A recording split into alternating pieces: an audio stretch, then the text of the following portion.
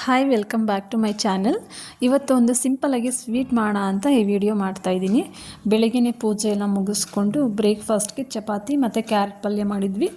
ಮೊನ್ನೆ ಟೆಂಪಲ್ಗೆ ಹೋಗಿದ್ವಲ್ಲ, ಬರುವಾಗ ಡ್ರ್ಯಾಗನ್ ಫ್ರೂಟ್ಸ್ ಅಲ್ಲೇ ನ್ಯಾಚುರಾಗಿ ಬೆಳೆದಿರೋವಂಥದ್ದು ತುಂಬ ಟೇಸ್ಟಿಯಾಗಿರುತ್ತೆ, ಹಾಗೆ ಫ್ರೆಶ್ ಆಗಿರುತ್ತೆ ಅಂದ್ಕೊಂಡು ತೊಗೊಂಡು ಬಂದಿದ್ವಿ.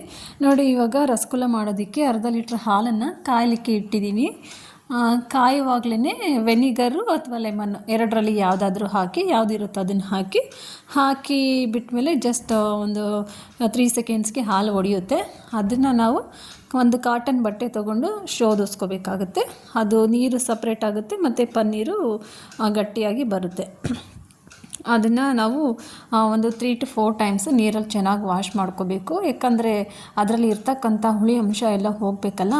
ಸೊ ಅದಕ್ಕೆ ವಾಶ್ ಮಾಡಿಕೊಂಡು ಚೆನ್ನಾಗಿ ಅದನ್ನು ಒಂದು ಕಾಟನ್ ಬಟ್ಟೆಲಿ ಟೈಟಾಗಿ ಕಟ್ಟಿಡಿ. ಒಂದು 20 ಮಿನಿಟ್ಸ್ ಕಟ್ಟಾದಮೇಲೆ ಅದನ್ನು ತೊಗೊಂಡು ಚೆನ್ನಾಗಿ ನಾದಬೇಕು. ಚೆನ್ನಾಗಿ ಸ್ಮ್ಯಾಶ್ ಮಾಡಿ ಅದನ್ನು, ಯಾಕಂದರೆ ಉಂಡೆ ಕಟ್ಟಿದ್ರೆ ಅದು ಒಡಿಬಾರ್ದು, ನೈಸಿಗೆ ಬರಬೇಕು.